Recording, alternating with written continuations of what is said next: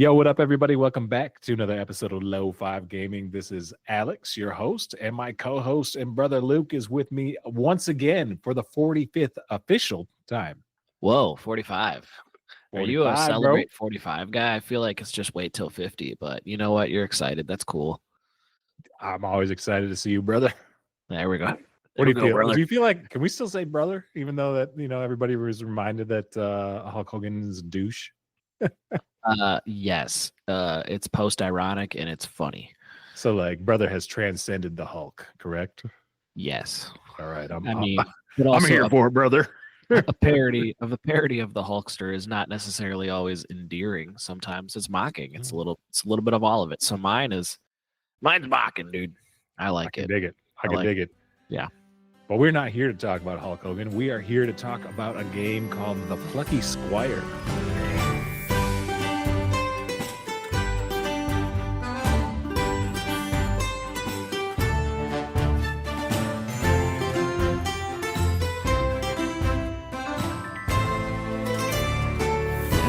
Children's tale, sort of. For adults. We'll talk more about this, but that's one of the things that I told, or like I was messaging you about, where it's just like, I can't tell if this game's for children or adults or a little bit of both. And I think it's a little bit of both. It's definitely for adults and maybe a kid. I wouldn't say it's hard, but I don't know. I don't know what kids playing this. They just want to play Fortnite. So it's for adults. It's to prey on nostalgia, and it's just really cool and unique. So I see what they're doing. I mean, it's a mixture, dude, for sure. I would say it's it has some great accessibility features that make it where if you were to introduce this to a child and you flip some of those on, it makes it so that it is very kid friendly in that sense. But it has a little bit of that adult flair to it. It's like a pure story mode too, right? Yeah, so the story mode makes it so that I don't know if it skips the mini games or not in the story mode, but it definitely makes it so that the combat and everything is very nerfed. Sure. Which is cool. I love it when games do that. I think that's cool. I love accessibility. I don't always use them, but sometimes I do. Another Devolver digital joint, and I chose this game for this month because it was announced. I want to say that this came across my radar during a Nintendo Direct. It just like the art style behind this game is phenomenal. Like, it's super cool. And even that teaser that they showed, like, there was something about it that I was like, I mean, there's a reason it was announced on a Nintendo Direct. It's like, it screams like there's something about it that has Nintendo flair, in my opinion. And I don't know exactly what it is other than this feeling I have. It's it preys on not praise, but it it definitely leans on nostalgia pretty hard of various childhood vibes. And the art is gorgeous. It's like candy. It is. You're drawn to it in a very childlike way. I mean, it just looks like the shiny toy you want to pick up. So I feel you. Yeah, and then Devolver's a publisher Devolver that publishes that's going to be pretty good. So yeah, amazing art combined with a Zelda-ish 2D top-down Zelda-ish style to it. Like, checks a lot of boxes. I can see why you picked it. And this game was released mid-September, September 17th, 2024, but the physical copy didn't come out till February 21st, 2025. So quite a bit later. I was unaware it was so new, honestly. Yeah. Well, physical copy is pretty new. Even 24. Yeah. That's it's much newer game than I thought we were playing. That's cool. Indeed. But I even though it was out digitally, I wanted it, like, from the day that this game was announced, I was like, I'm going to buy this physical. I want this to be part of my collection. This looks dope. I love Devolver's, like, everything that they put out. And then, like, the teaser and everything is good, or was good. It was, like, really enticing, and the game itself, it shines at points. It has a little tarnish, I would say. It looks really cool the whole time. It sure does. I also, and like, this is not. I started digging after the fact, after I bought the game and everything, because I ran into my biggest qualm on this game is that I had some frame rate issues on the Switch. So I played this on my Switch. You played on the Steamy D, and you didn't run into that as much, you're saying. No, it was really awesome on the Steamy D, actually. That's cool. Recommend if anyone were to purchase this game to go that route. I mean, you got what you got. I haven't played that many games on the Switch that have, like, frame rate drops and stuff that, like, so noticeable that I'm like, this is ruining my experience a bit. And it was to the point on this game where that, like, happened. I wonder if this game just has sneaky better graphics than I would imagine, or if it's just Dude. poorly optimized for the Switch. Yeah, I think so. It's like one of those things where because of this animation art style that it's got going on, so you kind of spoke to a little bit ago where or just briefly ago where you're saying that it's got the 2D top-down Zelda-like aspect to it going on, right? But you're actually in this storybook, okay? So we should probably reel it back in a little bit and talk a little bit about how this game works. These characters in a storybook. You were the Plucky Squire, dude, who's the hero of a mainline book, and also within the book, an author of another series of his own adventures. So that's a little confusing, but dude, yes, very meta and some fourth wall stuff. All of which I appreciate. Lots of all both of which of those. I appreciate. Plucky. Do you know what that means? The adjective. Yeah, that's an adjective. Do you know the definition of plucky? This feels like a bit, so I'm just gonna let you read it. Yeah, I mean, it's not a bit in the sense that it's got a good punchline or anything. I'm just curious. The whole game's called Plucky Squire, so I'm like, do people even know what plucky means? Like, plucky generally means like scrappy, right? Like it's a parallel to scrappy. Like if you're plucky, you're kind of like skin of your teeth, like creative adventurer kind of. Wow, are you going to read me the definition of plucky now? I'm enjoying this. You scraping Mr. Alex. Gosh.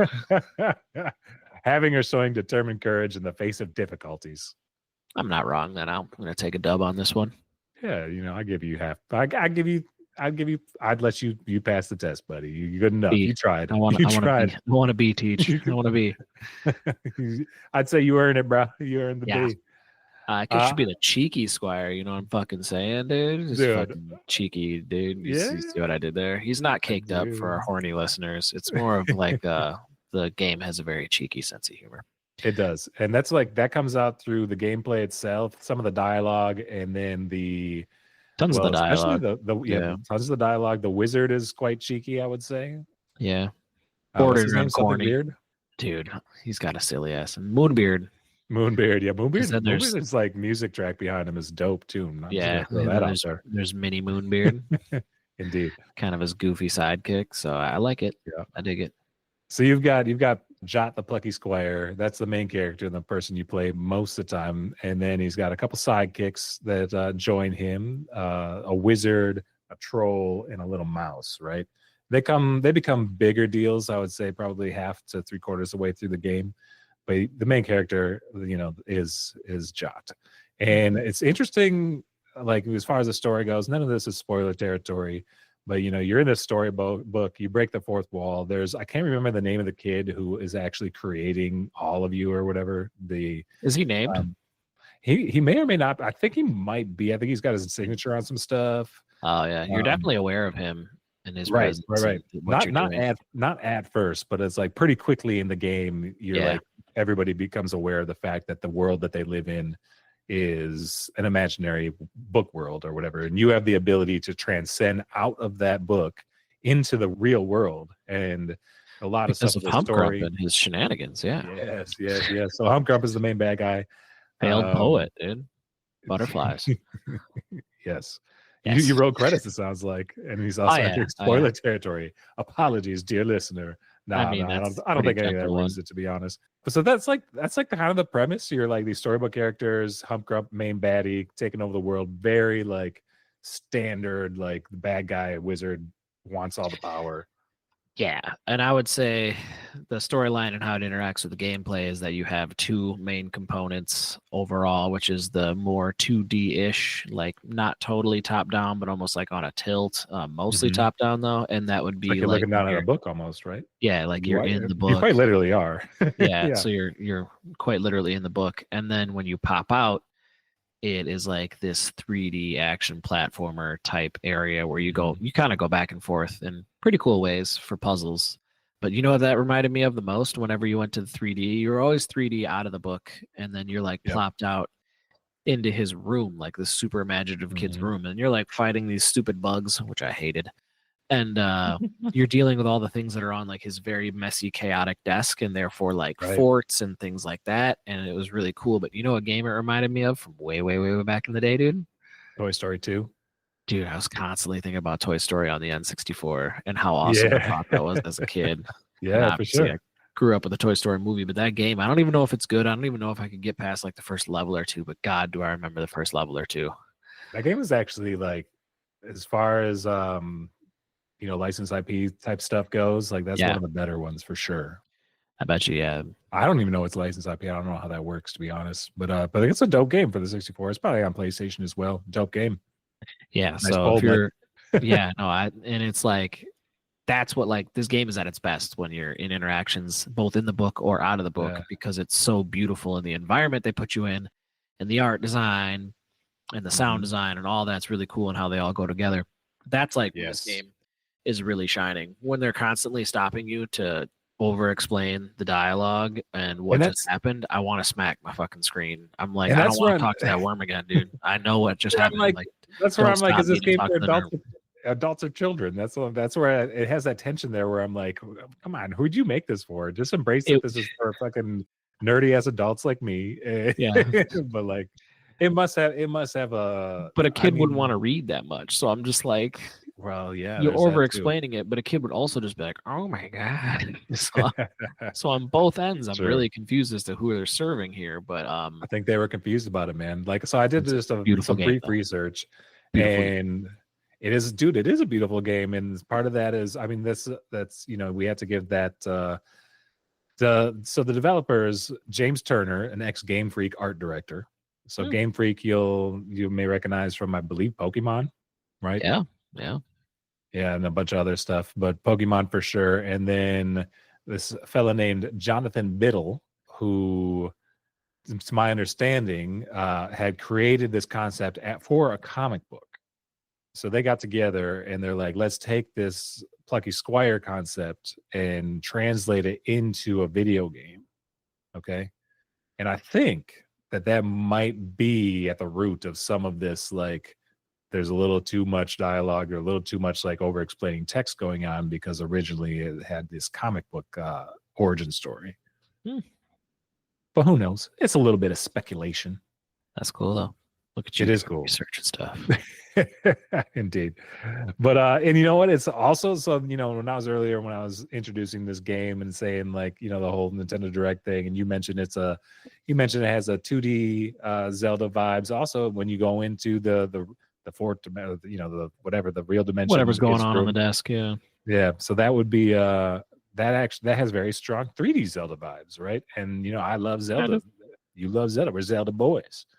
Yeah. So a good Zelda-like, I'm not, it's hard to do a good Zelda-like, in my opinion. I was like, but I'm always very intrigued when I see one that looks good. I want to play it. And this is one that I want to play. And I would say, though, like, this one just has so many cool ideas that aren't always executed to full potential. The Zelda stuff, the different puzzles and like Zelda type puzzles you're doing, like at the beginning, way too darn easy, and towards the end, like, it's kind of hard, but still not hard enough. I would say that I really liked so specifically, you can sometimes knock text off of the book being read, and then you can find text elsewhere, and it changes things in the environment.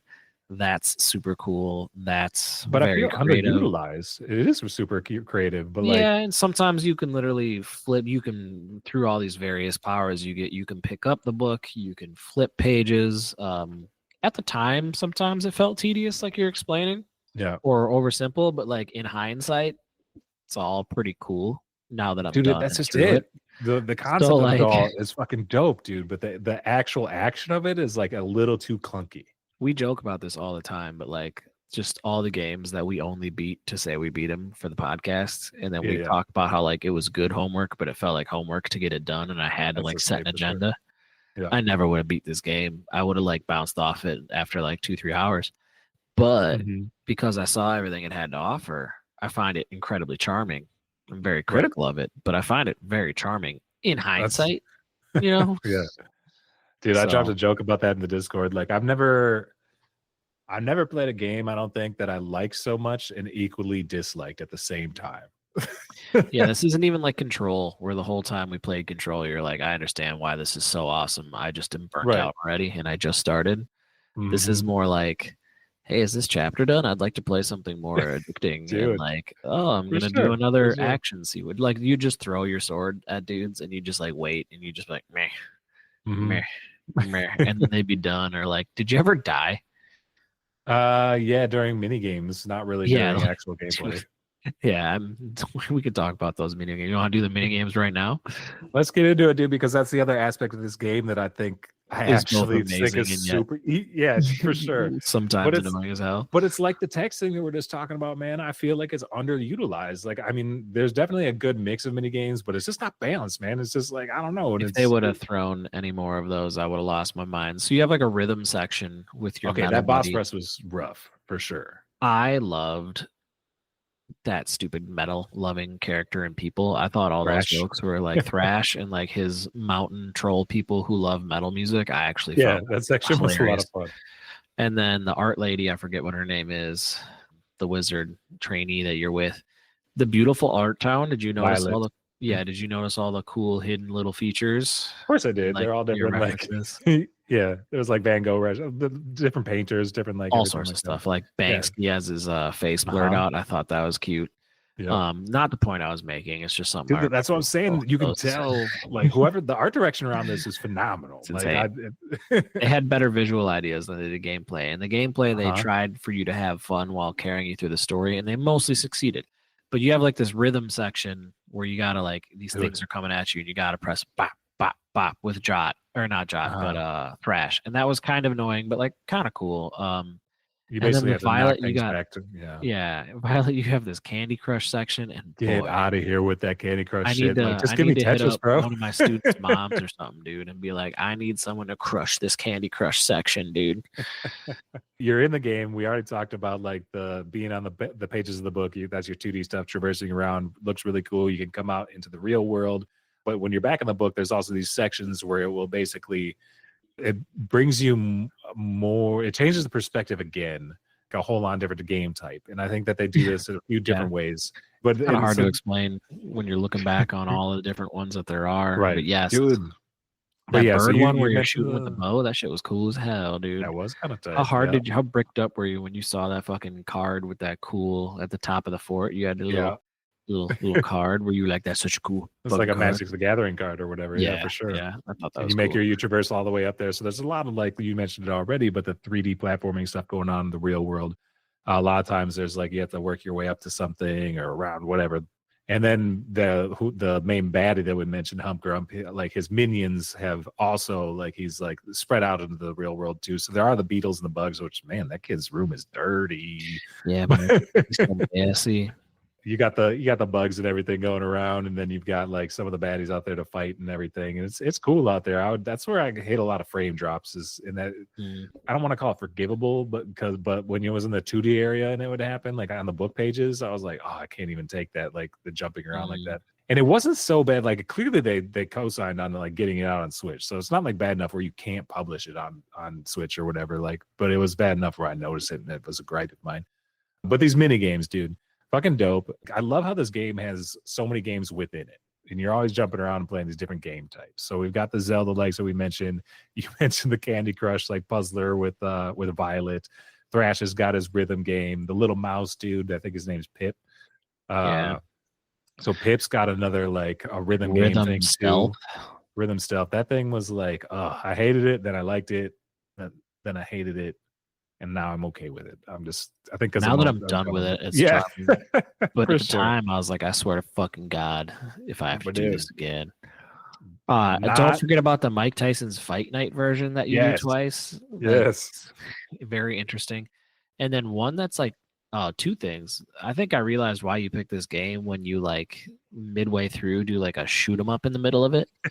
I didn't know that was going to be in there, but I was quite pleased. Yeah. And the shmup section stuff is cool during the beginning and at the end of the game. The art almost was like the final boss battle is almost like Star Fox.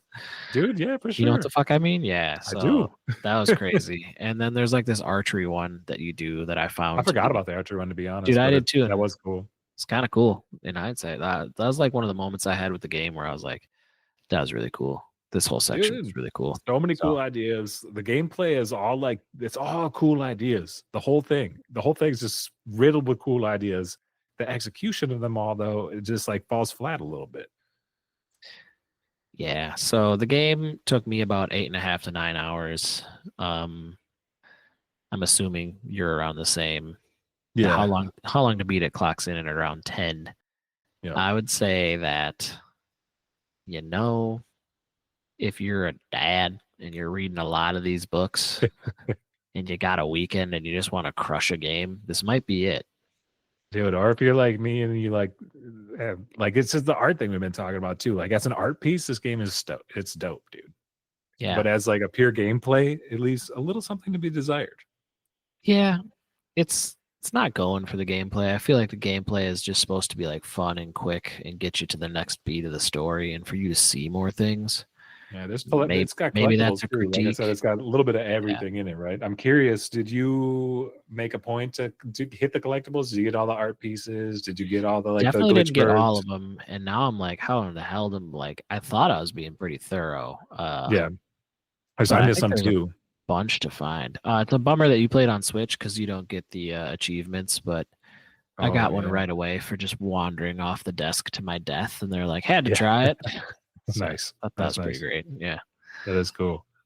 No, it's fun to collect the art because, shocker, the art within this game, collectibles are cool once again. Mhm. And the saving those little dudes, is there a payoff for that you know of? Is there like somewhere where sometimes in games when you save a bunch of those people and you go to like a communal area and they're like, oh my gosh, and you can like see that the whatever area has grown with them returned, but with like glitch birds. I would assume that there's some sort of payoff, and I don't know what it is. I also assume that if you collect all the art pieces, there's a payoff. I don't know what it is because I didn't do it either. But there is, so like it's neither a spoiler nor is it too different from like other games like this. But when you beat it, and you go back to the save file, it puts you. It's kind of odd because it puts you past the final boss, and it puts you at a point where there's no continued gameplay. Like it just would re-loop your conversation that you have at the end of the game and then go in credits. And that's like the final save point. So, and you can also go back in and replay chapters once you've beat it, right? So my assumption is you can go back, replay chapters, do all the collectible stuff, and then go back to that last chapter and your conversation is likely different. But I don't know. Yes. And I may never know. I definitely won't, unless I stumble into someone explaining it somewhere. Dude, I hit you up. I hit you up on the Discord or whatever, and I was like, "Dog, I beat the game. Roll credits. This thing's going back on the shelf where it belongs, and it will stay there until my child is old enough to be interested by it." Yeah, it's cool. It's gorgeous. It's creative. 100%. And 10-hour ROP though. Like even though we're like I'm half like hating, I'm not like hating on it, but I'm giving it I'm poking holes in it, right? He even said like 10-hour fucking to roll credits, man. That's my sweet spot. I love it. I love being able to roll credits within 10 hours. Yeah. 10 hours, that should have been 6. What is up? Dude. Chapter 9, so there's 9 full chapters. The whole possibly time a 10. Thought I looked it up and it said 10 chapters. So I was I think that's what we're missing. I think that maybe we do more collecting and then it'll maybe kick us off into a 10th chapter. Yeah, I was like so worried. I was like, this is a long dude. Chapter 9 was penultimate, long, bro.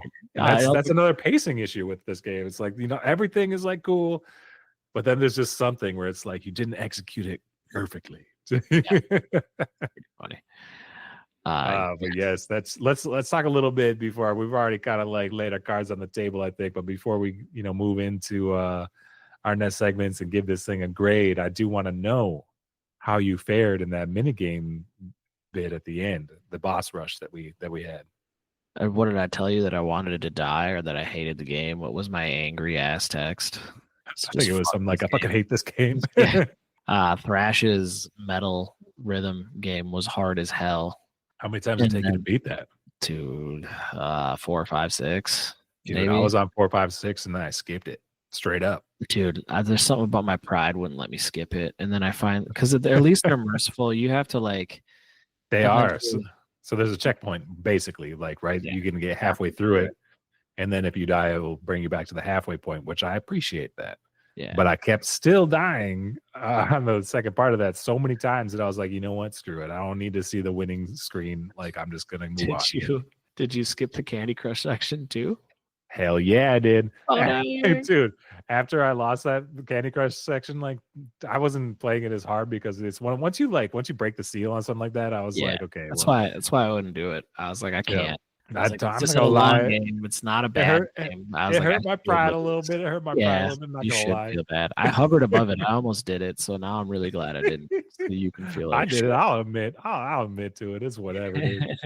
I hope but that's a little asterisk to my credits. He might have beat Diablo, but I truly beat Plucky Squire, dude. That's true. You just weren't plucky enough, dude. You're not wrong, bro. You're not wrong. See what I did there? Do you want me to define plucky? Yes. Got it already. Being brave, Indeed. face of adversity. Yes, 100%. Oh man, but the music in this game, beautiful. Art, beautiful. Man, I did skip the mini games in the end, but not the punch out one, because those ones are fun, which is also difficult. The second in the boss rush section towards the end. Disagree. For some reason, I could hack my way through that one.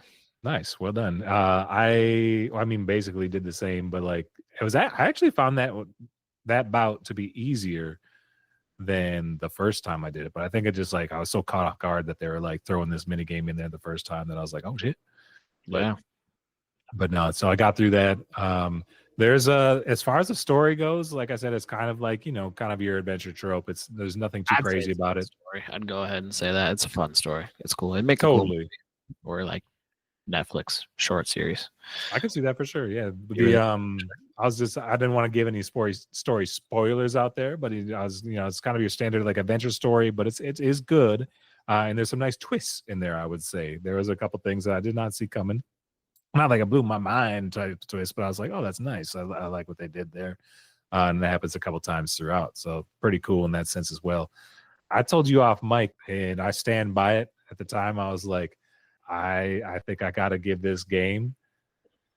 If I was being incredibly harsh on this game, I would give it 2 out of 5 brush strokes.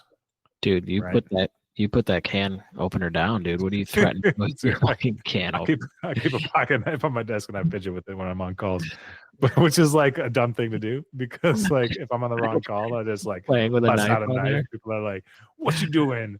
What's your dumb ass? 2 out of 5 is crazy. That's disrespectful. No, I'm not done. Yeah. I would give it 2 out of 5, but because of how imaginative and how beautiful this game is, and like whimsical and all this other stuff, like it's gonna go up to 3. I gotta give it a 3. And I roll credits. It's not like it's broken. And 2's not like on a 2 to 5 scale. Like 2 would be the worst that we've ever done. But I gotta give it 3. Like I think there's too much shit going on with it that I was like fucking A. But there's also so much going on with it that like it's bumped up to a 3 for sure. Dang. You ready for some taxonomy? Yes. Always. Friend of the pod, Tyler, I think I have to give his wife Ashley the actual credit for it, but she calls it type 2 fun. Okay. As a father, you would get this hardcore. Everybody will, but a parent of a young child definitely will. Where sometimes you're having type 1 fun, which is obvious in the moment, and later on fun that you remember fondly. Type 2 fun is kind of like not fun in the moment, and then afterwards you have very fond memories of it. So, for example, let's say you're on a trip with your child and you're just managing your child the whole time, but then, he sees a waterfall and he thinks it's the coolest thing ever, and you have a video of it later. You're like, that might have been type 2 fun. Maybe it's type 1 fun, but I think you get my point. Just type 2 fun is this after the fact. You really appreciated it, and it was really fun when you look back on it. But if you're really being honest with yourself in the moment, you're kind of stressed the whole time. This game is a 3 out of 5, but I will speak of it glowingly because it's got tons of type 2 fun. I thought the environments were so cool, and the music, they are sound effects, and I thought some of the puzzles' high points are enough where all I remember is the really cool stuff, and I have forgotten the boredom and the tedium and being stopped too much for dialogue that I didn't care to read. Dude, but that's the balance, bro. That made me laugh really a few times. So I'll remember this great, but I'm not going to play it again. I can dig it. That makes sense. Better Dude. as a memory than it is as an actuality. So I think his balance is just off, dude. It's like because it's way too easy in the end. It doesn't get to a point where it's way too hard, but it's like it doesn't ramp up the way it should. Like by Well, the it's not end, I was Final like, I Fantasy love the VII, way. but What's that? said it's not Final Fantasy VII. For sure. It's not But like Alex. So no, yeah, no. it's not Baldur's Gate 3 either. But other than that, I think it was really cool. For sure. I just want to give it props, but by the end, like I think all the like brain teaser stuff that it was doing had reached a level where I was like, hey, that was good. Like that actually made me think that like pushed me to the point where I was like, I could look this up because I'm slightly stuck, but I'm like, dude, I'm not that stuck. And I appreciate that. And I feel like at the beginning it was a little too easy. And I was like, this is for babies. And like there's just like the middle ground sweet spot didn't last long enough, in my opinion. But still, 3 of 5 brushstrokes. I think it was a pretty tight game. Love it. Yeah. With that, let's take a little break. Come back with our unsanctioned sponsor. You want to try that one again? Sure. Unsanctioned sponsor. That came out of your mouth strange. Get out of here, dude. You know how much shit I cut from this podcast? You bumbling over your words. Never. Never. One take, dude. I'm Nas. Legendary nasty Nas, dude. Empire State of Mind. Continue. Unsanctioned sponsor. Let's go. We'll be back soon, folks. Jeez, I'm broken.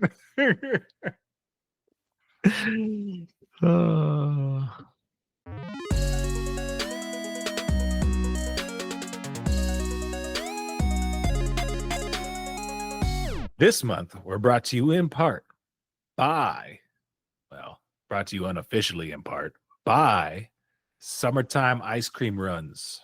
Dude, I'm the defender of the ice cream run. If we would never not defender, as in like, dude, Trisha's always trying to get ice cream, and I'm always you like, gatekeeping the ice cream from your boys and your family, bro. I should send you the picture to convince them to leave the community night tonight. We bought him some ice cream. Shouts out, got a Sonic like ice cream bar popsicle looking ass thing. Hell yeah. So my boy's face is still blue. It is stained. Can't get out the blue. Hopefully that comes out for family photos. Dude, and crazy. 2, Lewis wanted an ice cream cone, and I got some pictures looking back in the car, and it's just ice cream all over their faces, and I'm like, I might be a grumpy old man who says no to the ice cream, but you gotta love those memories, dude. Dude, I'm telling you, ice cream is good all the time, but there's something about sunshine, ice cream, summertime. It's the best, man. And then you go, so you're talking about like you got some Sonic and some ice cream. That sounds like a truck situation to me. Like a high-end ice cream truck. I only say high-end because they had a pint of Blue Moon, which is the wifey's favorite. Okay. Pretty pumped about that. See, that's dope. That's dope. The other day, so we got 2 ice cream joints that we like to go to. I've also my wife and I have been off the liquor for almost 9 months now, which is tight. But you know what comes with that? It's like, where's this going? No more grass, brother. A sweet brother, a sweet tooth brother. Yeah. So like ice cream in this house, we're like, we should get some ice cream, and I'm like, you're gatekeeping. I'm like, hell yeah, let's go get it. So they had to do ice cream runs. So like, I'm not gonna lie, like DQ, I would be like, no DQ, like that's like McDonald's territory. But whatever, man, DQ, that's a Minnesota company, bro. Dairy Queen's a cut above when it comes to most of their products than Did you know they're a Minnesota company? Yeah, the headquarters in like Bloomington, yeah. Yes, sir. Yeah. So that's cool. And was that one of your spots in the neighborhood? You can't fuck with. Yeah, there's like 2 Dairy Queens in my area that we could go to and have gone to. 3. They're all over here for some reason. So many Dairy Queens over there, dude. Do you got any local joints? Hell yeah. So that's what I was gonna get to. The Minnehaha Scoop.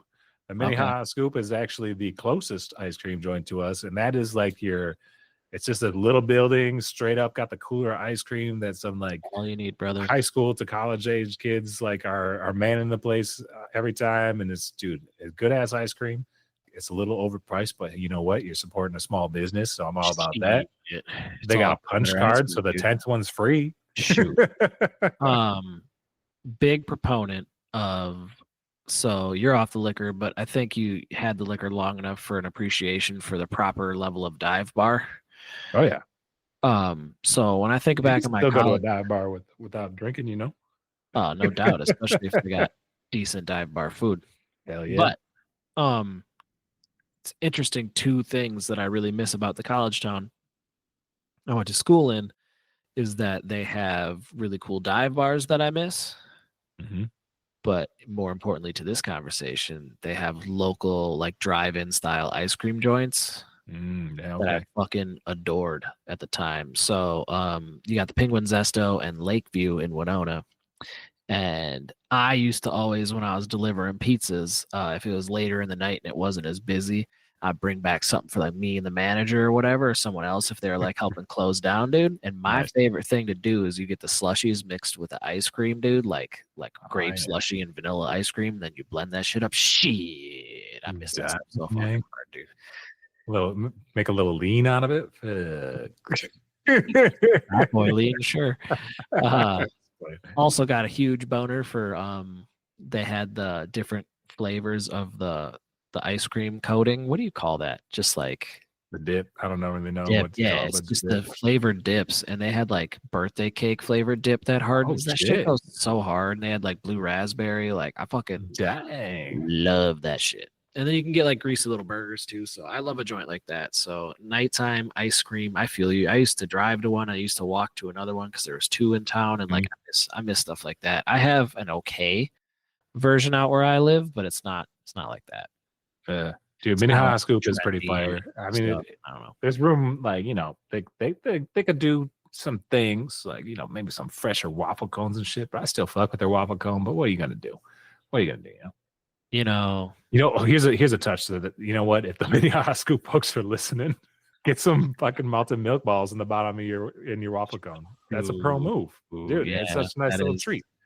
And it's like, dude, the overhead on that, like, was just fucking do it. Such a bonus as a kid. My mind was fucking blown when I was throwing it.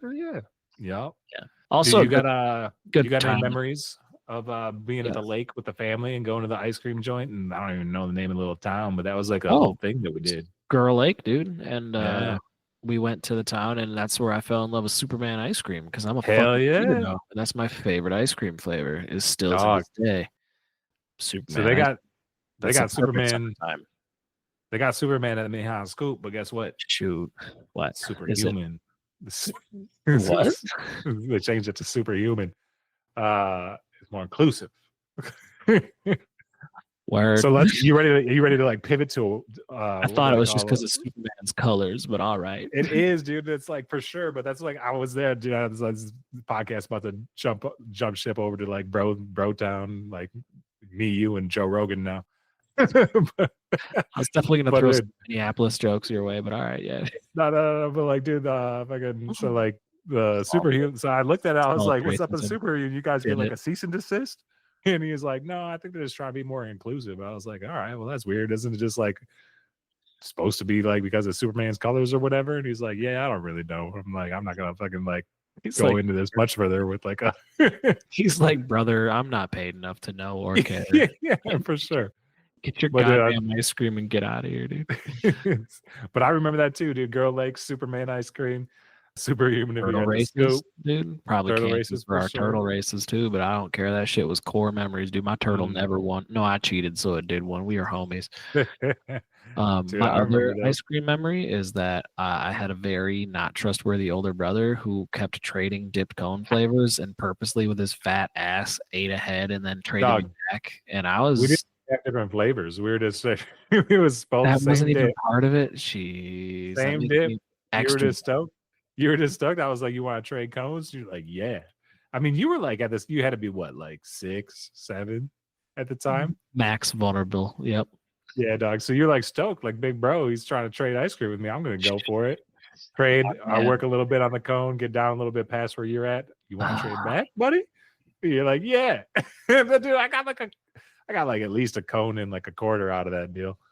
Jeez, man. Yeah, I always thought it's because we had different flavors. Now I feel dumb. Nah, you're just down. You're just down for trades, man. You're like that kid that's just like trading fucking energy cards for Charizards. This podcast is going in so many weird directions. Always does. No doubt. But summertime ice cream, pistachio, better as a gelato. Underrated flavor though. Let's go. Salted caramel, big in my book. Big textures guy. I'm also here for nuts in ice cream. I'll defend the nuts. Gotta get my nuts, dude. Right on. The wife, strong disagreement in the house. She doesn't think nuts belong in ice cream. I don't know. Dude, they work. The saltiness, dude. And the crunch. The crunch is fun. So important. Like an almond in there. I can dig it. Dude, I can dig it. Shit. Right. Summertime ice cream, bro. Shit.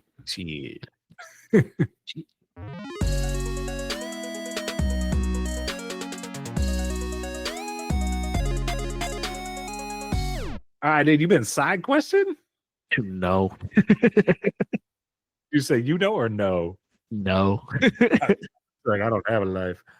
I just put NCAA, dog. It's a lifestyle, dude. That ain't a side question. I'm not on board this year. I don't even know. You gotta tell me about this game.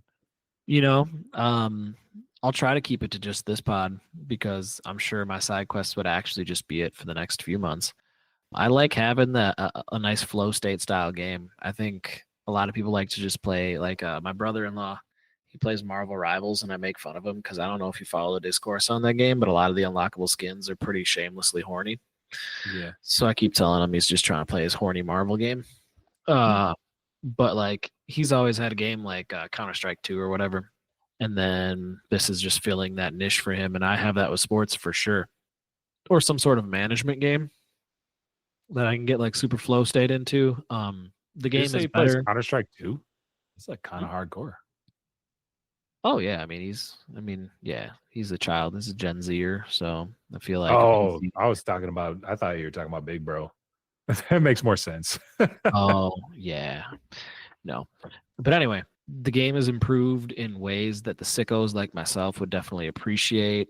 Last year's game was like one of the best selling games of all time because people are just so excited for college football. This year, they didn't make any big leaps to the chagrin of some, but they definitely fine-tuned a lot. And I've heard two interesting arguments, which is just, if you want to see one of the more toxic subreddits, Madden, and then this one is just people bitching. And I'm like, all right, cool.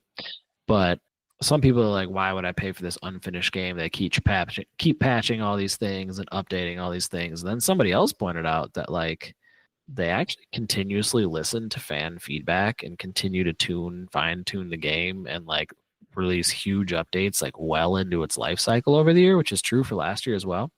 And I admire that. I'm just going to throw that out there. I'm in the middle of building up. Just won a championship at Oregon State. That's pretty cool. It rains all the time. That's kind of fucking annoying, but welcome to the Pacific Northwest.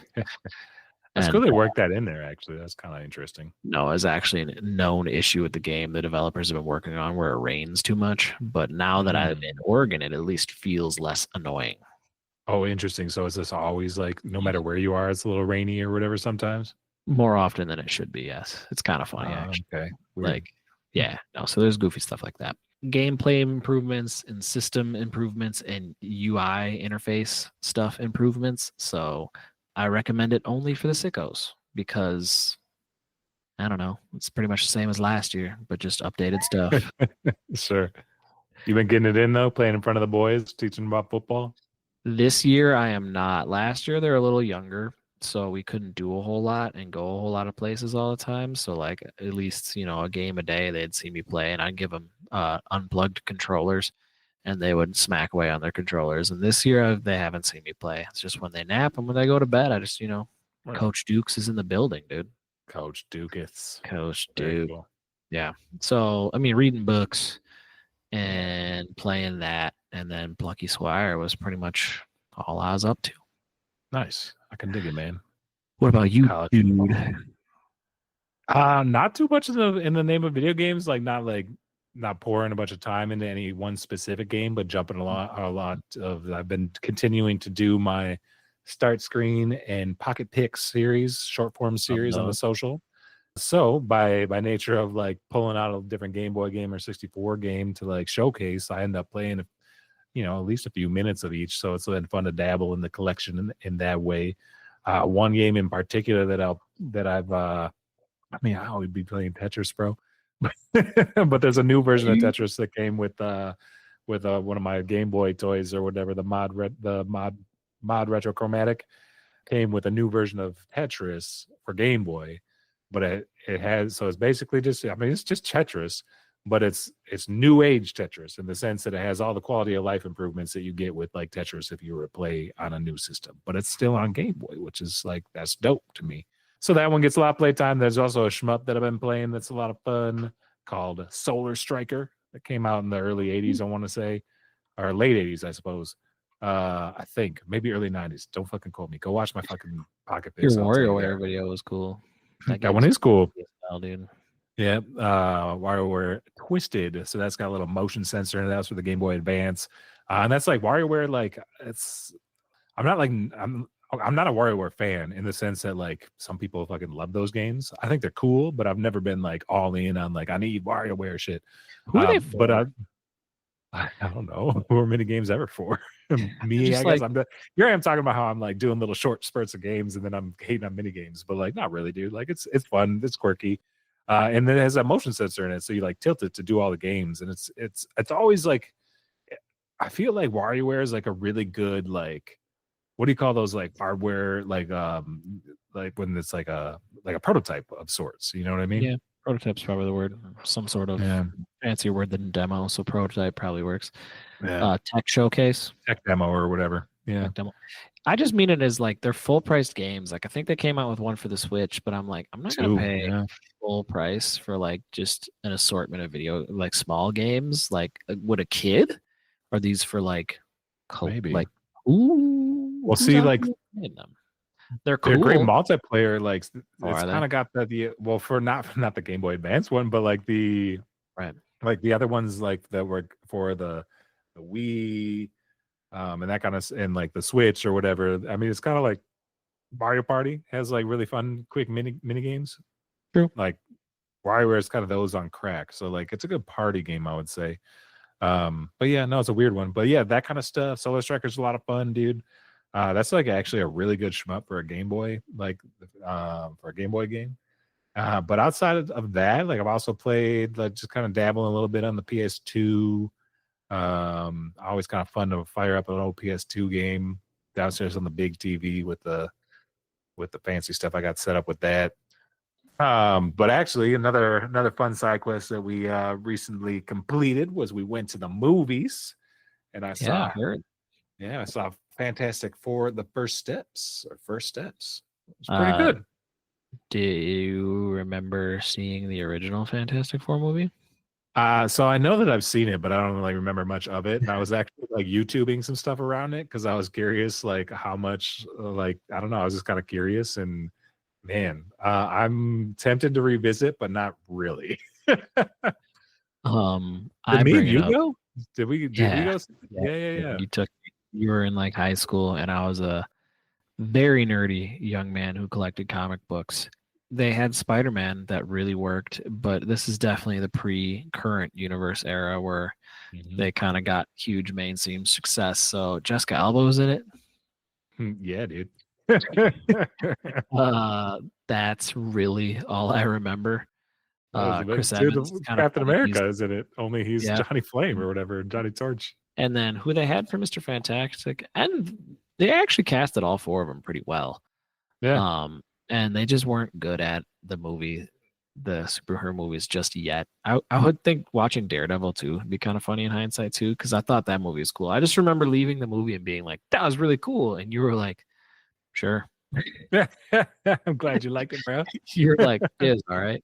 But like when you're a kid and you go to a movie, everything's fucking awesome. And then when you're old, you're like, that was awful. Why did I sit here?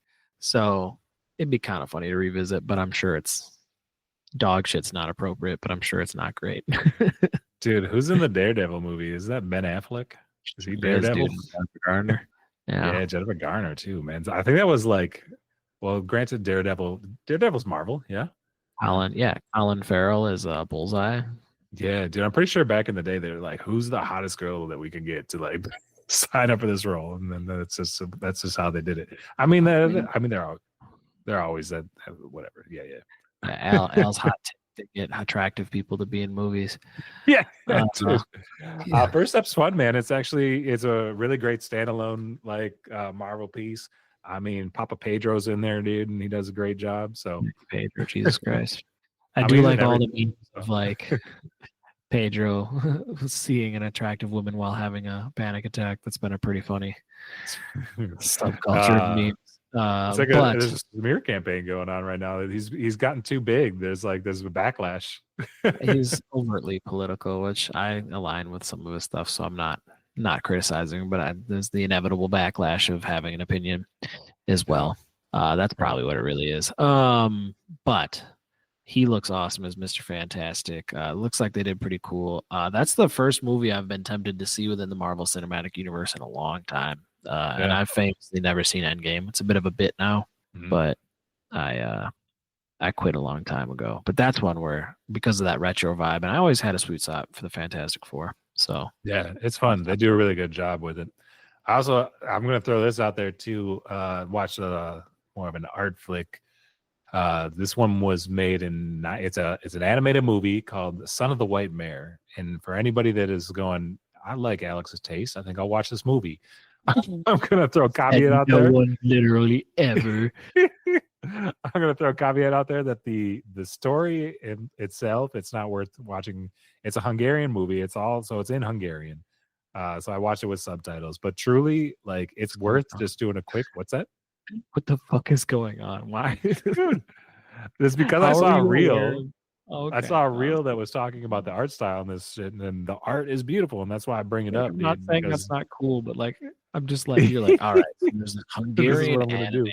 I thought you should also. I was like, what the? Dude, it's amazingly drawn. Like, the animation in this is really interesting, and it's worth at the very least for folks just to do a Google search of Son of the White Mare and just see what's going on with the animation style of this, because it's beautiful. It's like super cool. I really love it. It's very psychedelic. Very psychedelic and everything, but if you're like, I mean, if you're a person like me and you're like, I just want this for the art experience, and I'm willing to devote an hour and a half of my life to this art experience, then yes, I co-sign 100%. Just a heads up, like, it's not like a great movie or anything, but fucking, it's a cool art piece. And just gotta throw that out there for folks. Do some Googling, check out Son of the White Mare. Yeah, Mare, Mare, not Mayor. Yeah, right. So like a horse. Mm-hmm.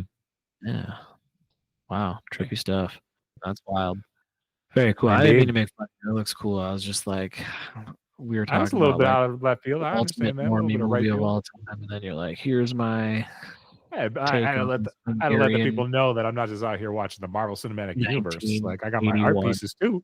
It's too funny. Hell yeah. Yeah. Well, go Google Son of the White Mare. We have defeated Hump Grump, and we have re-recorded the podcast in our favor. So we are the heroes. After it got all dark, we've gotten back to the light. Go Google Son of the White Mare. Check out some pictures, maybe a couple clips. Then Google Low5 Gaming, and click on over, or just type in low5gaming.com. There's a little invite to our Discord. Feel free to join us in there. That's the best place to catch me and Luke, our attention, chat with us. It's like the only place to catch Luke if he's checking it. Even then. But yeah, it's love to have you there. There's also some other fun stuff going on there. You can buy yourself a fun little t-shirt. I'm wearing one today. My little Nest basketball t-shirt I got going. Yeah. And what else, bro? You can support the pod. Throw $5 at us if you'd like. That helps keep the lights on because they're flickering. Keeps ice cream. Appreciate y'all. Keeps that ice that support. Dude, that's not even just supporting me. That's supporting fucking Mini High Scoop. And you need to be doing that. And woke. All right, everybody. Much love. Thanks for listening. Until next time. Peace, pew, pew.